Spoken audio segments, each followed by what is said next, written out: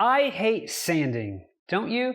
In this video, I'm going to show you 8 shop-made jigs that you can make to speed up some unique sanding needs in your shop. Now these tricks are fast, they're inexpensive, and they'll actually improve the overall finish of your projects. You can make these with minimal tools and minimal cost, but at the end of this video, I'll share with you the headache-free way that you can get a few of these in case you don't want to make them.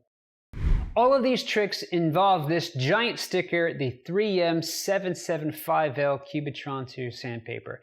It's the same abrasive used in Extract 710W, except there's way more of it because there's no holes. Now, my personal experience with this abrasive is that it's way better, a scientific term, than all the other papers that I've used. I got all these ideas from my friend who's the Wizard of Oz of YouTube, and I think they're too good not to share, so here you go.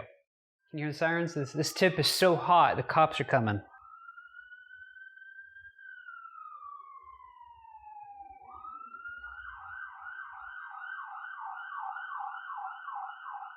Hang on. Sometimes you need to sand by hand, and these hand sanding blocks are awesome. This is made just from a 2x4. You probably have some of this in your garage.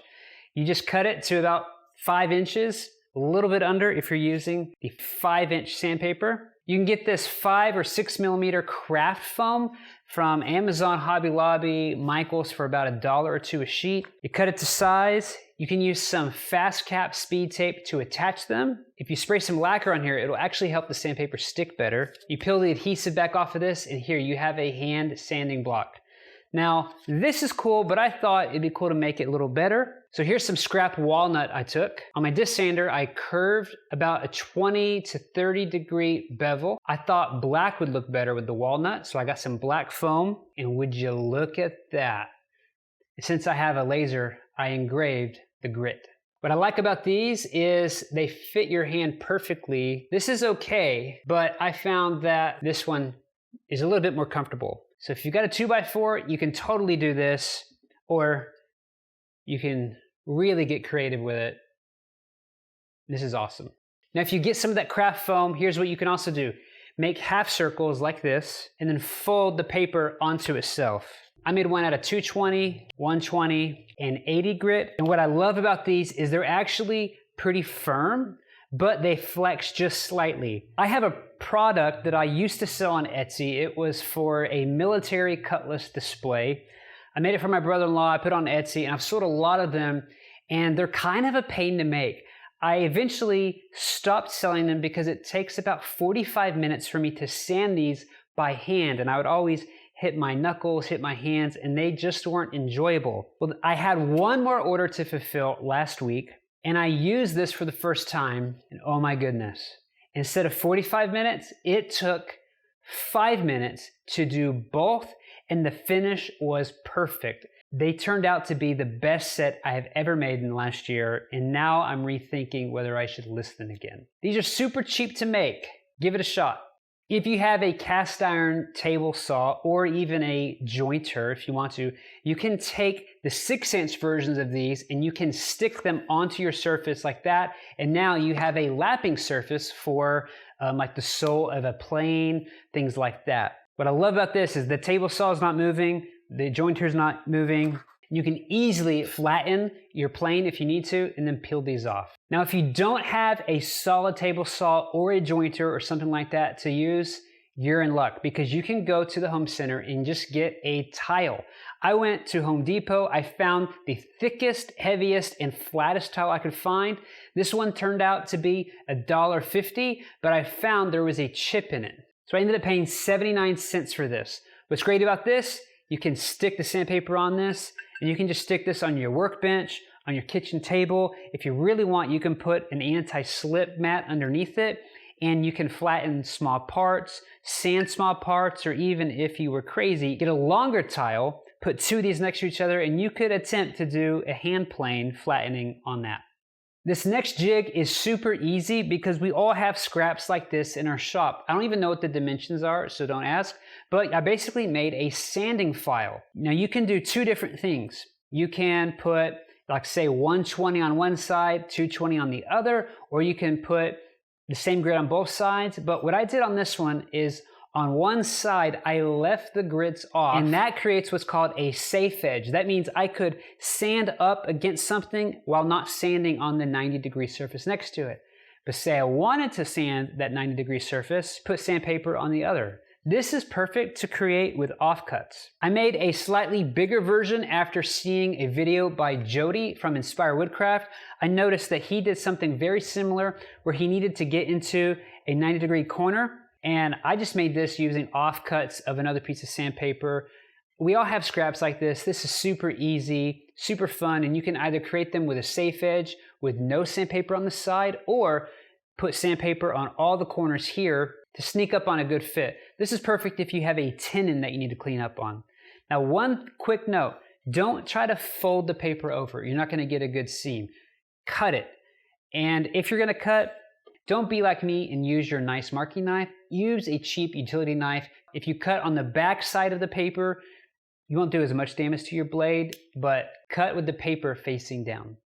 This trick is super easy. I just got a dowel from the home center for $1 or $2, and using some offcuts from the other jigs I made, I was able to wrap around the piece of sandpaper, and this is perfect for getting into a tight curve. Now, I don't love this trick because it's kind of hard to get the paper to line up, and I wish it was actually like linear so I could wrap it, but this will work in a pinch. Recently, a hero of mine, Peter Millard, made a video on the sanding card, and it was a really cool trick. Now, you can buy these, but if you have these Bondo spreaders, they're super cheap, maybe $2.50, $3 for a pack of 3. You can take this sticky back sandpaper and make your own sanding cards. Really cool. It's kind of similar to these sanding files, but with a Bondo spreader, and they flex slightly, so it's actually more similar to these guys. Okay, I saved the best for last, and it's my favorite trick, and it is a sanding disc for your drill press.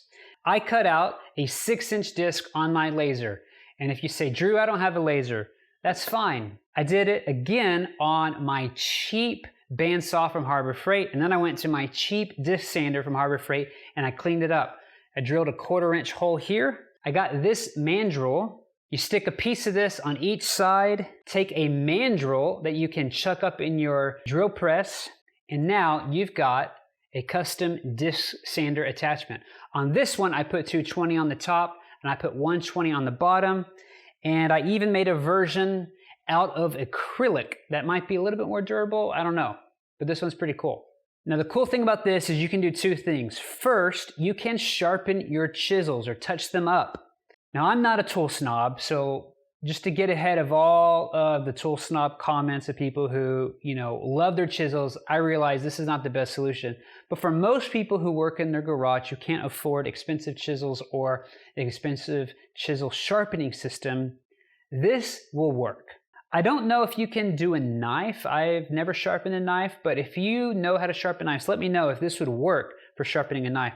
The coolest thing is the bottom. I put 120 on the bottom.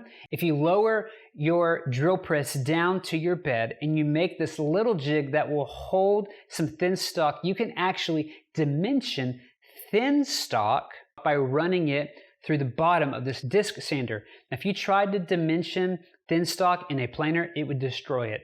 A drum sander, I'm not sure because I don't have one, but this is a cheap jig that can do 2 of those tasks. All of these jigs were super enjoyable to make. They weren't stressful and they didn't take a lot of time. And if you want some of these, but you don't have the time, the materials, or the desire, I am making a limited run of 3 of these items. The sanding blocks that can come engraved or blank, the sanding pads, and the sanding disc for a drill press.